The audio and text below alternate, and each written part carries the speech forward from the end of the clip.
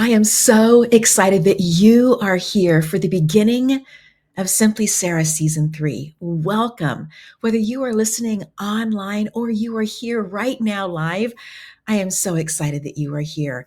You're noticing some huge differences that are happening in the beginning of this Season 3, and we have been anticipating and excited and working towards this. We've changed platforms that we're recording on, so your picture now is in 1080p, which means that for you, it's a much better quality picture. And I'm so thankful for our executives who have made this happen. I'm also excited and thankful and grateful for all of the people who have supported Simply Sarah, whether it's been through ideas or contacts or financially or support in encouragement. I am just so grateful to every single one of you as you reach out, as you share how this is impacting your life. Season 3 is already filled with incredible things. One of them is the beautiful background behind me, done by Denver artist Lamano Art. I am so deeply grateful that she had this vision of putting together things that she was seeing that were part of who we are as a culture on Simply Sarah. This idea of the six-sided shape comes from the honeybee. It also comes from other places molecularly. And inside of this, these shapes of the honey hive, let's just go for that one right now. It's all about being able to have these places of sharing sweet knowledge that changes our life and makes our life so much better. And then the beautiful butterfly, we have also the incredible flowers. All of Simply Sarah is about gifting to you energetic tools. And some of those energetic tools are going to be things that you can actually hold on to and touch. And some of them are going to be things that truly are decisions that you make if you're going to take these tools or techniques on. I don't know everything, but I'm super excited about all of the different people who are coming to share with us because they have such a deep knowledge base. And I get the gift, the privilege of being here and asking questions and sharing them with you. So in this space, the place that we're going to start first is a little bit of reflection about this last year. As you know, we've gone through some major changes, not just with having an incredible new background, but some changes in our own life. And in that space, I began to really contemplate what is home? What does home feel like? Before I moved, Debbie Tamietti gave me this beautiful gift that said, home is where the heart is. And that has caused me to really consider, not just once, but multiple times, what is it that the heart longs for? What is it that the heart calls home? What really is home? And so what I'm going to be sharing today is going to be different vignettes, different things that we've recorded through this last year, wanting to share with you. And it just felt like this end of 2023, this December 28th, was such a good place to put this in. So grab some hot chocolate, your favorite beverage. Let's get started. I'm so glad that you are here.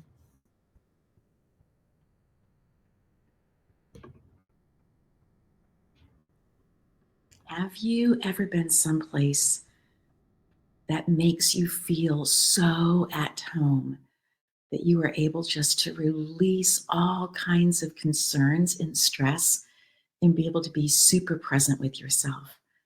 Friend, I'm in one of those places right now, and it has truly been an incredible experience to be able to show up, to be. So I just want to share with you some thoughts today about home.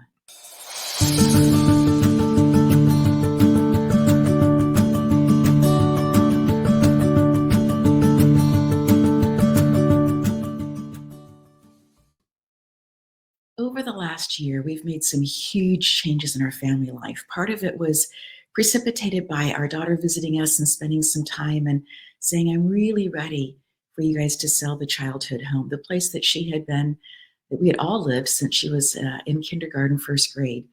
And in that space, it really gave us an opportunity to start thinking about realistically what the next step would look like. We had years ago, decades ago, asked for first right of refusal on a piece of property that was in the family, and that piece was becoming available at about this same juxtaposition. And so energetically, we kept taking one step forward, just one. And in that one step forward, for me, I would feel like I was leaving or letting go. And yet I knew that I was still being guided by unseen hands, and that the concern, the false evidence appearing real for me, that which I would call fear, but not real fear, was showing up to remind me to look at it, to ask it what it was all about. So, the first thing I want to share with you is this idea of yes, there's an unseen hand that's guiding, that at points in your life, you may feel it incredibly strong. The second part that I want to share with you is this idea of false evidence appearing real. For me, that space of that type of fear is where I want to be asking questions of it. So I might see it as it shows up, perhaps as a person, an entity, something. And there have been multiple times where I have taken a rock, something for me to hold on to, and to look at it and say, okay, fear, false evidence appearing real. I need to hear. I want to hear. I know you have a message that's super clear for me. And so, in this space of this message that's super clear for me, I want to hear what the message is. And then I wait. Now, for me, waiting is not always super comfortable. For me, waiting means that I want to have an answer. And for me, waiting means that the answer can be so big that it's hard for me to begin to really grasp how it hinges in or connects into my life at that point. It can be like a cornucopia, right? One of those beautiful baskets at Thanksgiving time, American Thanksgiving, where you have all these different fruits and vegetables and colors and textures and scents, and all of that can be ideas that are coming forward. And yet they don't necessarily look pristine like they would at Thanksgiving time. Maybe they look a little bit more like they would if you left them alone and came back in January and looked at them. You know, they're a different shape, they're a different smell, might be a different texture. And so, in this space of asking false evidence appearing real, what is it that you want to share with me? I will tell you that more than 90% of the time, it's showing up to say, I want you to be safe. I want you to be safe. I want you to be safe. When I fully hear that message, that what I'm stepping into is something that is new to me, that maybe has boundaries that I don't necessarily sense or feel, or I feel like I'm walking out on something that doesn't necessarily feel like I have a great foundation underneath me.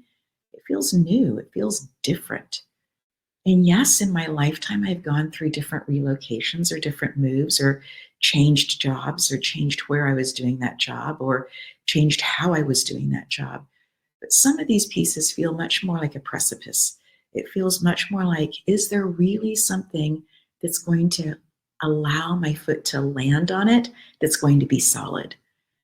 And so this is the space where faith shows up.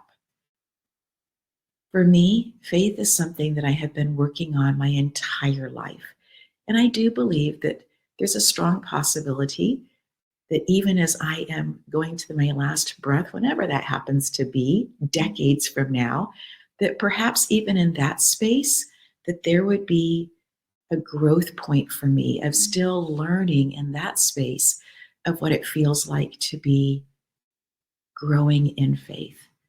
And so as I consider what that looks like, I once again choose, because it is a choice, choose to take a breath and to take the next step.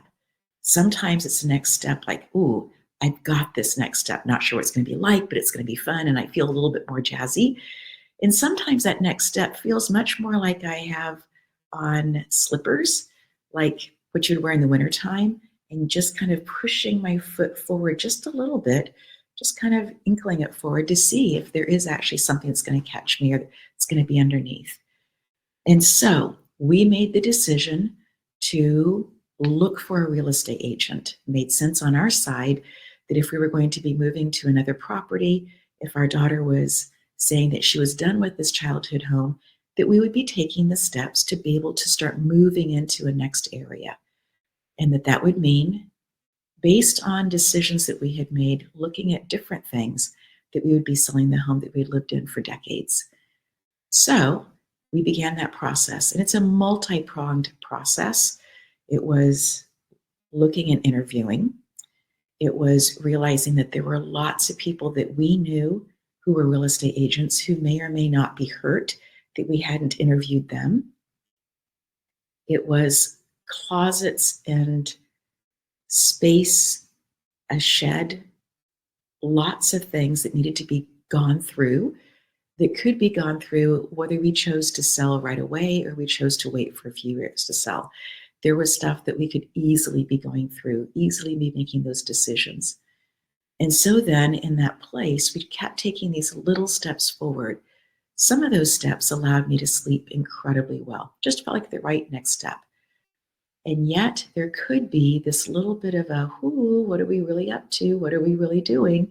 Is it really going to be okay? What are all of these things going to lead to?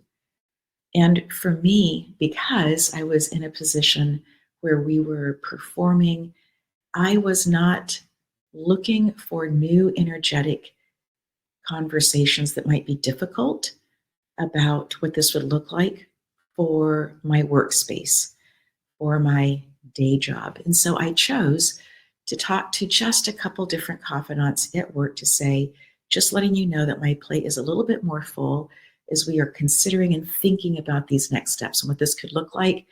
When the sign went up in the front yard, it was obvious to everybody that we were in that space now that it shifted, not just interviewing and looking for a real estate agent, not just considering looking what it would look like to clean closets and maybe start that process of bagging up things and gifting it to other people, because the energy had said to us it was done with us, or that we were done with it. But a lot of these things had a lot of energy left, a lot of life left. And so we found multiple places to be able to either go and share and give, or to be able to have them come and receive those things from us.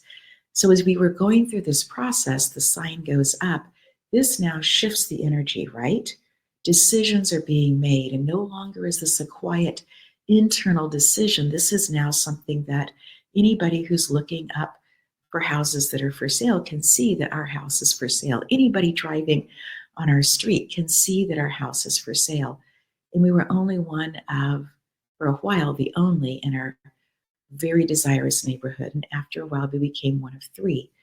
And so we began this process then that was a whole different experience for me of having open houses. And when you have an open house, you as the seller are not supposed to be there. Your representative gets to be there, but we were not supposed to be there. So we began looking for places that we could go and spend time, invest time, enjoy, because after working the full week and doing all the cleaning and all the packing and all the different things, rearranging, allowing people to come in and move furniture, then it became a process of, when we were away, this became a new energetic walk for me. In the space of the unknown, in the space of the in-between, can I choose to relax? Can I choose to let go? Can I make the decision that even in this space that it is safe and I'm okay, that the future is surrounded and being cared for, that again, not only I am being led by unseen hands, but that others, the right others, are being led to come and see our house and decide that that's the place that they want to be. I will share with you that as somebody who's a Reiki practitioner, I had definitely for several years been Reikiing this property, this space, that the right next people would have on their heart that this was the right next place. Just like when we walked into it several decades earlier, and I knew nothing about Reiki, had never heard that word at that point. But we were led to this property. It was the last property on our last day of looking, because we had some pieces that had to fall into place. And as soon as we walked in, my husband absolutely knew that this was the place that we were to move into. And it was the right next place. That property had been calling us. It had been asking us to come and learn and share and grow and be nurtured in the space. So I was then asking for this same thing to happen for the next people who would come in. We did a weekend of open houses away. Lots of people came in, lots of people looked, and it wasn't the right fit for lots of different reasons. We then looked at our calendars and found the next space and time that we would again vacate, begin this process of letting go of the property and go. And again, for me, learned this space, be gifted this space to begin to learn to be comfortable or more comfortable in the uncomfortable of not knowing the timing, not knowing what these things would look like. And in that, I began to feel some agitation, this moving up of energy. And so what I found to be so incredibly helpful was going out for a walk. Brian Tracy wrote an amazing book, and it's called Maximum Achievement. And in there, he talks about the ways that we can release anger. Once we feel it, once it's been activated in our system, there are only 3 different ways that we can get rid of it, and we have to get rid of it. One of them is with our mouth, whether that be eating and chewing, screaming, yelling, chewing gum, whatever that happens to be, but having the mandibles working. The second way is to be able to use our feet, whether that happens to be pounding, going for a walk, running, using our feet. And the third way is with our hands. And if that happens to be punching or finding some way of working the energy out through our hands, doing deep gardening, finding knitting needles and taking that up, doing something with our hands, throwing a ball, whatever that happens to look like. And I do think, as a side note, that one of the reasons that swimming can be so helpful for us is because we are using our hands and our feet as we are in the water being buoyed up by this energy, as we are releasing energy and allowing the energy to flow differently through us. As another side note, and you know that I'm not a doctor, my sister is, but I'm not, that we have a lymphatic system, and it's the only system in our body that doesn't have a pump, and the way that we are able to create the pump for that lymphatic system to get the lymphs to be able to move is for us to be able to move and for the blood to be moving, and they're massaging and therefore helping things to be moving through. So in this space then, I was experiencing this frustration that things weren't moving on my perceived time schedule, whatever that was, because it wasn't a perfect schedule. And I could even see that. But yet I was beginning to feel this looking forward and trying to figure things out. And so when we are looking forward in life, we can call that concern. We can call that anxiety. When we're looking juxtaposition to things in the past of our life, looking things in the timeline that we've already gone through, and we're still processing it. Sometimes we can call that depression because we're still not coming to a settled place with it for whatever reason. So for me, in this particular place, I was looking forward and I was beginning to feel the feels of this doesn't feel good, feeling like I was carrying an energetic backpack and feeling like things weren't panning out the way that I wanted them to. Second open house comes and goes, no offers. We get a phone call from our real estate agent a few weeks later, and she says, "Can you guys be out this afternoon? Somebody wants to come look at your house." So by this point, we've had multiple open houses. Over 150 people are on an email list to find out more information about the house and who have walked through the house. Now, sidebar, I'm doing several of those in this conversation. But Spirit keeps saying, you need to tell a little bit more of this story. That's why I'm moving over to this space to do that. Every time we came home, it felt less like home for me because so many people had brought their energy with them into our property. And so I would sometimes open up all the windows and turn on the whole house fan and pull the air up through, just cleaning the air that way. Sometimes I would be led to take this sage and light sage through the house. Sage, sacred sage, white sage, is what the Native Americans have used for generations to clear a space. And then some have used Palo Santo to fill the space with that beautiful scent. And Palo Santo is a hardwood. It comes out of, I believe, Brazil, also out of a certain level of height in the mountains of Colorado as well. And so being able to take this hardwood, and when I choose to do Palo Santo and or sage, I like to have a bowl underneath what I'm using, just so that all of the ash are going into that. I don't want anything flying around and going other places, right? And because the Palo Santo is such a hard wood, I choose to carry a lighter with me that is specifically for the Palo Santo to keep lighting it. It starts to glow, and then I shake it, allow it to move to a beautiful smoke that is bringing out the oils in it that have this beautiful scent of what it is to fill that space. So there'd be time that I would choose to be cleaning that way. There were times that I chose to clean basically by cleaning the house. So vacuuming, mopping, doing all those things as well.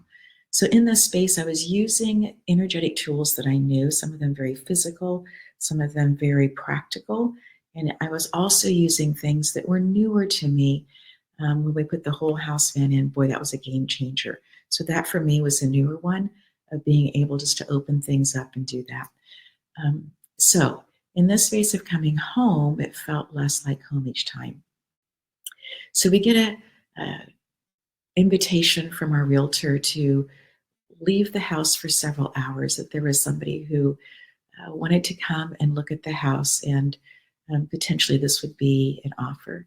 And it wasn't too long after that that they wanted to come back through again, and that they put an offer in writing. Now this begins a whole new space of conversations, right? Because now you are in the negotiating space of a place that we had lived for decades, knew that the timing could be right. There were so many different pieces about this that were correct.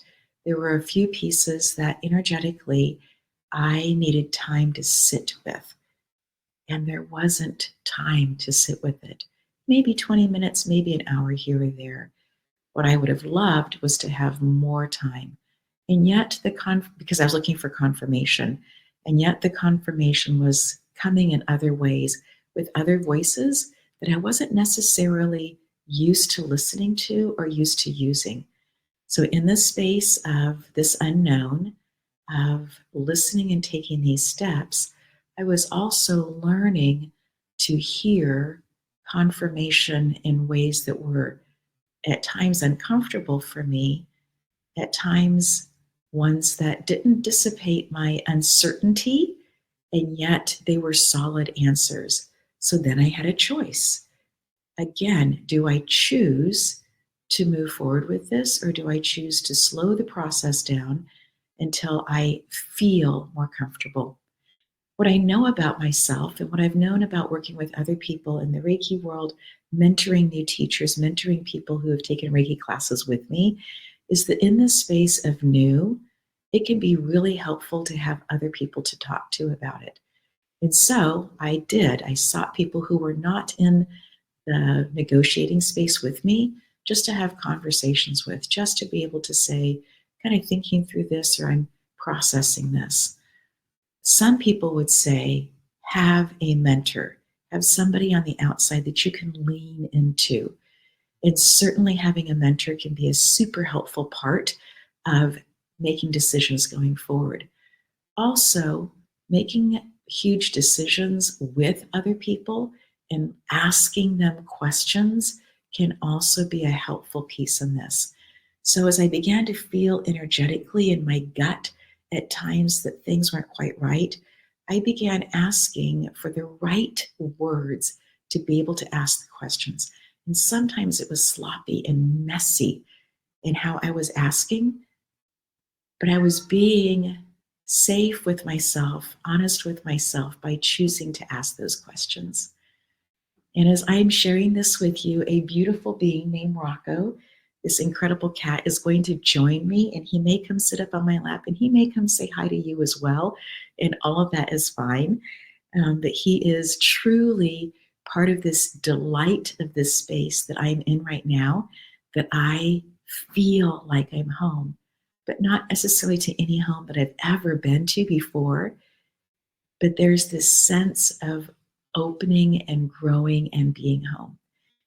So as we go through this process, then finish up the packing and decide that we are on a timeline, know that we're on a timeline, there came a real crunch of trying to find somebody who would move our things. Friend, we were leaving a space where finding a mover was incredibly difficult. Had we been moving into this particular space, it would have been super easy.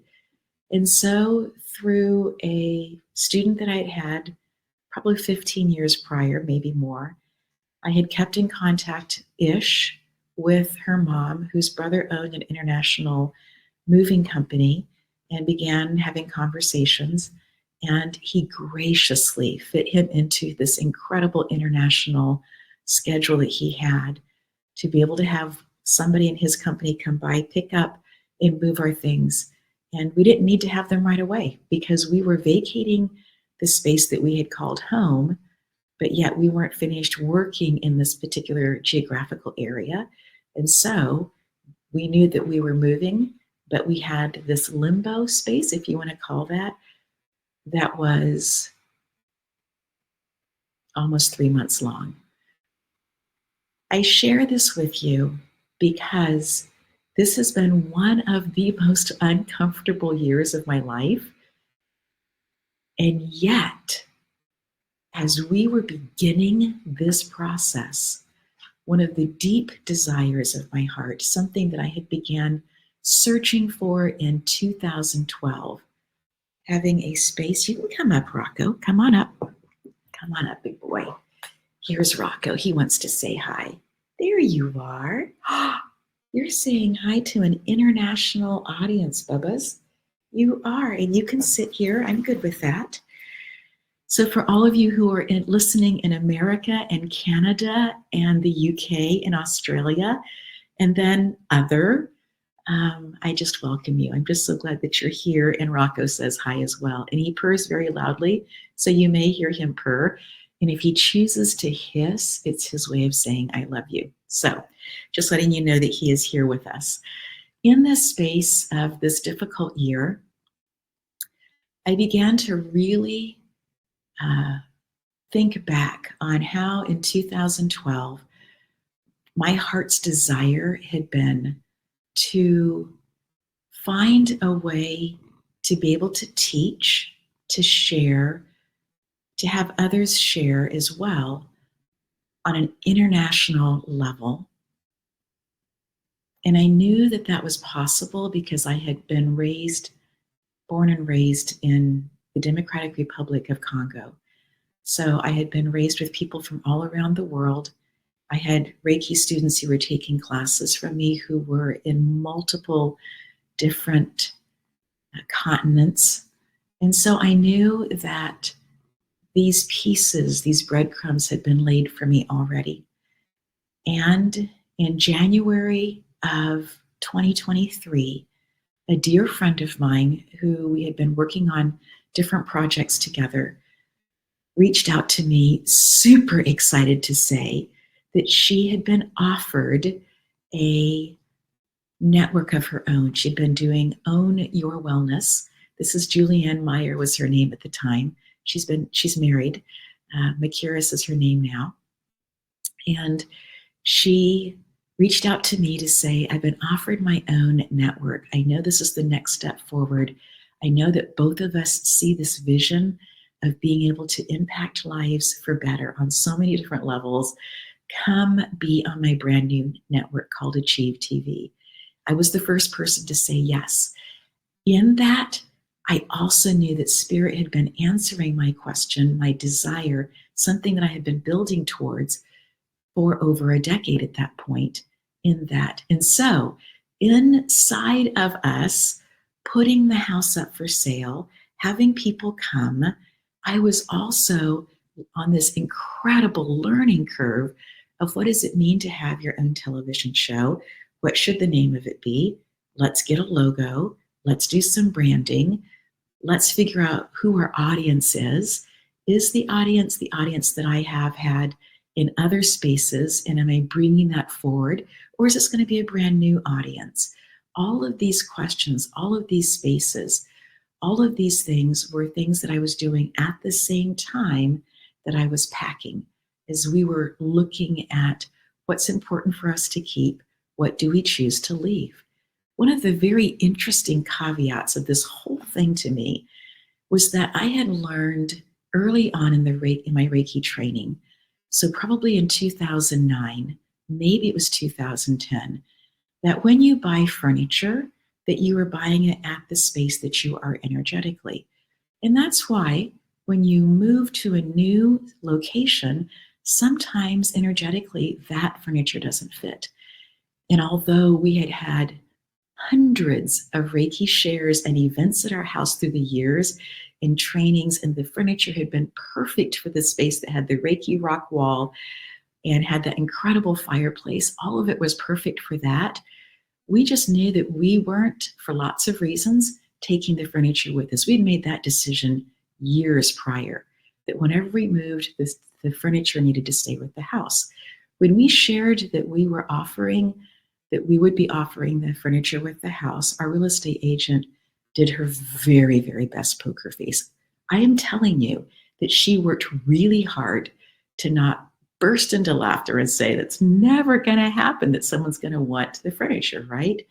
The people came with their offer and they wanted the furniture. They wanted it. And that for me was one of those confirmations along the line of this is the right step. This is the right people to be in conversation with, to be in negotiations with. So as we come into this space now, we have spent the last 3 months working incredibly hard on the space that we moved into. It was the family homestead. Still can't tell you how much acreage we have because it's done by lots. At some point in the next 6 weeks, we're going to know for sure, just because we're curious. We have done the legal work. We have done the going through, cleaning out all of the attics, the barn, all of it. We have removed, we think, about 3 tons of things off the property that had served their time, that were no longer useful. Remember how things carry energy with them and can be very useful to the previous owners or the previous generations, but now no longer have the space and time or energy for us. We have moved things, gifted things, continued that process, and still have closets to go through, still have some things to do. Definitely have unpacking and organizing to do, because remember how I said that we had an international mover who came and moved our things and we were super excited? Things have been moved to our homestead, to the family homestead, over the last several months, and there's still at least one more load to come. And so we've been unpacking as things go. And in some ways, that's been really good because we've been able to shift things around and go, oh yeah, this is where this goes, or this needs to stay packed up, or this needs to be relabeled and put into a storage space on the property. So in that respect, there has been such a space for energy to be able to move through. I will share with you that I keep going back to Brian Tracy's feeling of moving energy, that anger is not the only energy in my experience that is able to flow and move of the heavy energies when I use my feet, my hands, and my mouth. And so I have taken up time working on the homestead, digging up. The first place was digging up tulips, um, tulip bulbs that hadn't been dug up for at least 18 years. And so they really weren't doing a lot of blooming because they were so crowded. And I know that I didn't get all of them out of the bed. And so I'm looking forward to springtime when they begin to come up to see what I did leave there. And as I was digging that up, I was sweating. I was using my feet and my hands. I was looking for water. I was finding towels that were wet to put over my neck to cool off. I would square off a chunk and say, this is what I want to get done by this day or this week, depending on other things that were happening. And I was so surprised. I thought for sure, again, my timing, right?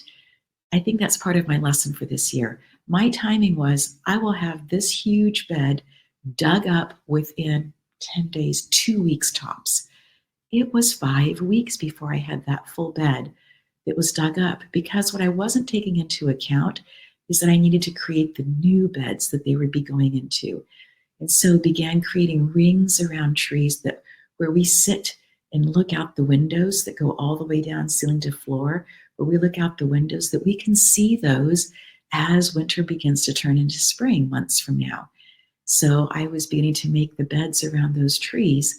So that was also then in this process. Oh, now that the beds have the tulips in there, let's see. Oh, we need to have the wood chips on top of those because they need to be mulched in order for them to have all the nutrients that they need. So that became another layer. So there were all these lessons and things I needed to learn, and trips to Home Depot that I needed to make, or to Meadowview Gardening to be able to pick up things from there to make the process go. However, there were already tools on the property that had been purchased and left as gifts for us to be able to use. And one of them is an incredible ergonomically perfect shovel. I am amazed by this shovel and didn't know that they existed. And then also that there are gloves that have texture on them so that you don't have to work your hands as hard while you are digging and working as well. Again, another amazing experience. And then I just want to share with you also that there were N95 masks that we found that had been left for us to use, and that those were super important for us as we began to climb up into the attics and places that we didn't know what was up there. We didn't know if there had been little critters that had found homes up there at some point through the decades. And so even though it was sweaty and hot and made my glasses fog up every single time, when we went into those spaces, we were safe. We knew that we needed to be safe to be able to just leave out any of the viruses that might be up that could have been left by other things that were up there as well. So I just wanted to share with you that I am right now visiting a place that has been for me one of the most pristine examples of what home can be like. The way that the light shines in, the way that the walls are painted, the neutral colors that are here, fireplaces, plural, that give you the sense that you can sit, and if there's anything energetically that you need to release that's really good to release with fire, that you can set a fire, journal it out, write it out, put it in the fire, start a fire, let it burn, and sacredly release it. In this space also, we have taken the inspiration of this incredible place with us as we have been creating flower beds where we live, as we have made curves into spaces and not had things just be straight and long, as we have reconfigured the living room and the dining room. As we have purchased new furniture and moved it into those spaces and kept heirloom pieces that are important for us to keep, that we love, as we have done that, we have moved the piano next to the fireplace, created a seating space around the fireplace that is so inviting. Remember the windows that are ceiling to floor? Those are on the side of our fireplace. And then to take the table that we have, and like the space that I am in right now, put all of the leaves in the table, all of them, all of them. Make the table big. It's inviting. So when somebody walks into the house and they turn to the left, they can see the living space, the dining room space that's there is the living room is straight ahead of them with the fireplace. But it's this beautiful, inviting space of come and break bread with me.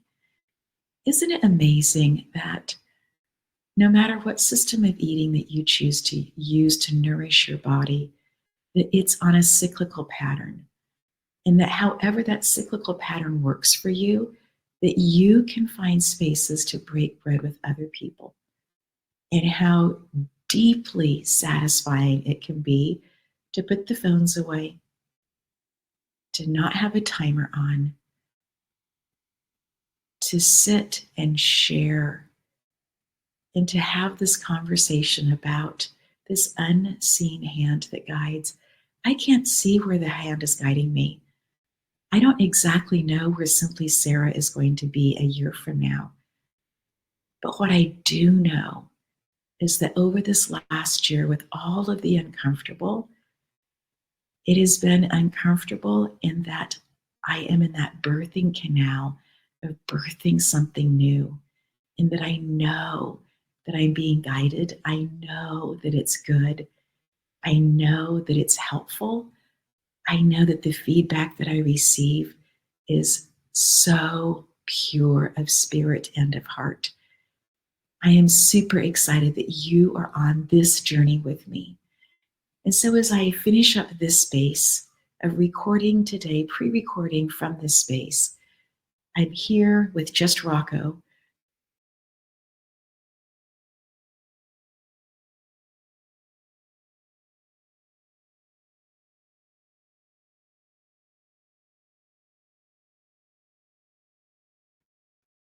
And we're back. And as I do that, that was perfect timing.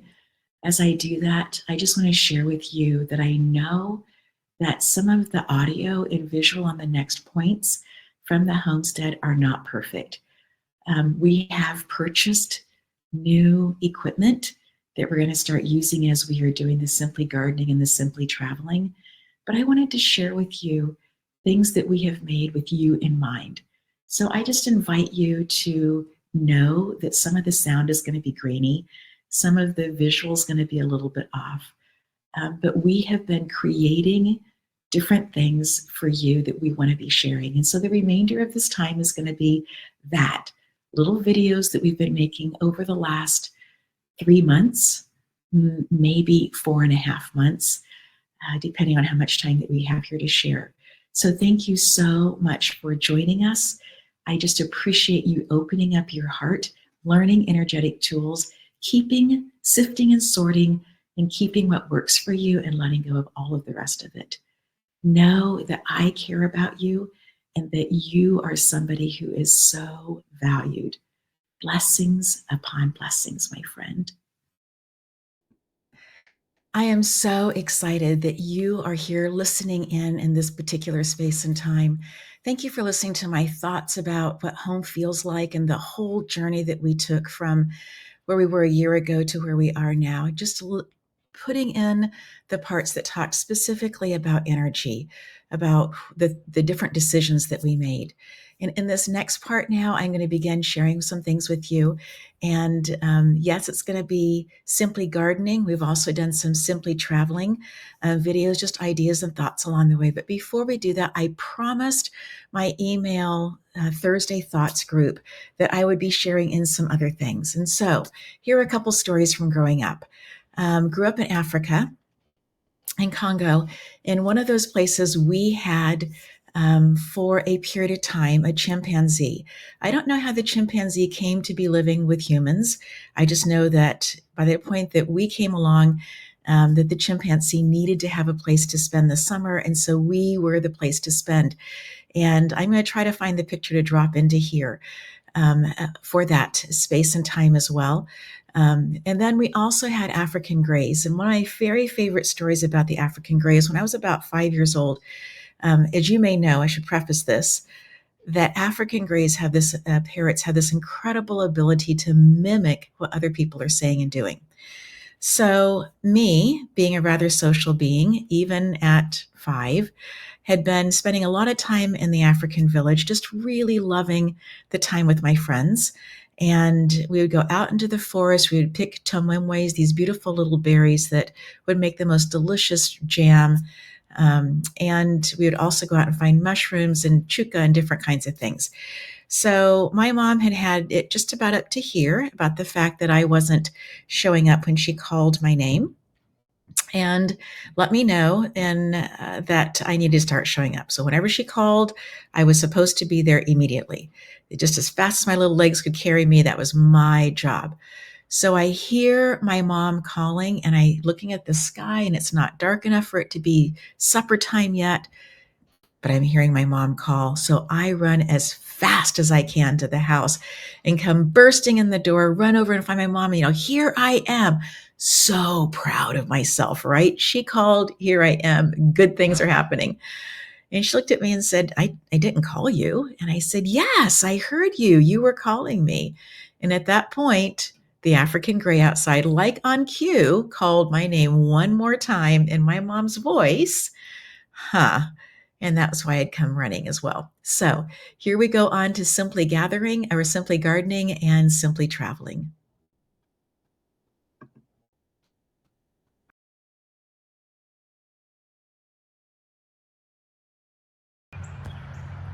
Welcome to Simply Gardening. This is our first full day to be on the farm, and we ceremoniously decided that we just had to get one box in the ground, even though it's small, all the things. But we've been studying for months about what we're going to do and how we're going to do it. And so in our box in the very bottom, we have a whole bunch of twigs, and the twigs are off of very specific trees. On our property we have black walnut, and there's something in the black walnut that is not necessarily good for all things to grow. So we don't have any black walnut in there at all. The next thing we have is cardboard, and now we're beginning to work on putting some of the soil in. We're going to do some more other purchased soil as well. Compost is something that we have just begun. It's over here, so next time we'll share some compost concepts with you as well. But we just wanted to start. You might be noticing how I have my socks over my pants. We've been working in the barn, and just really, I really prefer to not have things crawling when they're not supposed to be. And so that was just, it's the nouveau look here on the farm. But we are so excited that you are joining us in this process and being here, and look forward to sharing our journey with you. And so as we do that, I would love to just share just a little bit of what we have going on here. We already have Concord grapes that are just doing incredibly well. These have been here for years, and even though we're out on a farm, there are noises that I recognize so much from the city life of Harley Davidsons and weed whackers and those kinds of things. But also we have apple trees on that section over there. We have some other fruit over here. We have blackberries, a type of blackberry that's going to do 2 times a year. And then up there we have muscadine, which is a type of, like a grape, but it's very, very indigenous to this particular area. And so we've had it growing on the family property for more than 60 years, probably even longer than that. And we have kept it, my mom has kept it, my dad kept it because the birds love to hide in there, and that gives them a place to also go when they're ready to eat. So welcome to our little space, a place that we are really enjoying being. And truly, this is our first full day here, and we are so excited that you are here with us with Simply Gardening. So we are early days here on the homestead, haven't even been here for a month, and working diligently on a project because it is July and this is the month to do the project. we remember people who have passed in so many different ways. Sometimes it's through a song that they sing or that they loved that we heard on the radio. Sometimes it's through colors. And in this area, what we're digging up are a whole bunch of daffodils. My mom's sister loved them. They came from her garden. And so there's a whole section, and you can see that I started on both of the ends so that I would have kind of a marker about what I was working and doing. So I have been digging them up. I'm going to go for a little bit of a walk here. So here is our muscadine. I planted a whole bunch of daffodils in this section here. Thank you to my amazing husband, Michael, for putting the fountain in. And then you can see we are very bird-bathy, bird people in this process. But years ago, we planted a red maple tree. It's this one right here. And at the collar of it, I began pulling out about 2 weeks ago, just the junk grass that's growing here. And in that process, knew that I would be taking some of my Aunt Cleo's daffodil bulbs to put in here. They're some of the first flowers to come up in the spring in this particular area. So I've scattered them out, and you can see I still have grass and different things growing in here that I need to continue to work on. But as I'm putting them, I'm trying to do odd numbers, kind of evenly spacing them out. And then you're gonna see that I just have so many more that I will be finding a home for. But this is enough for this particular day in this particular space. I'm gonna cover these guys up, give them a lot of water, mulch over them, and we will start seeing them in the spring. In the place of thinking about your gardening, what I really want you to consider also is the idea of being able to wear blue jeans and dress them up and dress them down. And so if you put heels on and a nice jacket, you're good to go, perhaps out to dinner, but you can also take those same jeans and you can put on a t-shirt and tennis shoes and go out and do things as well. I like to think of the garden as a similar kind of place. So right now we have some things that are super dressed up. They have their flowers going on. They're saying, hey, I'm here, life is great. But then you also have this one that's super, super quiet right now in terms of no flowers. But when it does choose to show up, it takes its tennis shoes off and puts on its high heels, it's ready to go, or boots. This one has indigo. And so again, looking for those textures, looking for the colors of what things look like in season and out of season. Part of our goal with the farm is to have flowers year round. So we're looking at creating things that are not only native, but things that are year round that will help us to be able to have flowers all through the different seasons.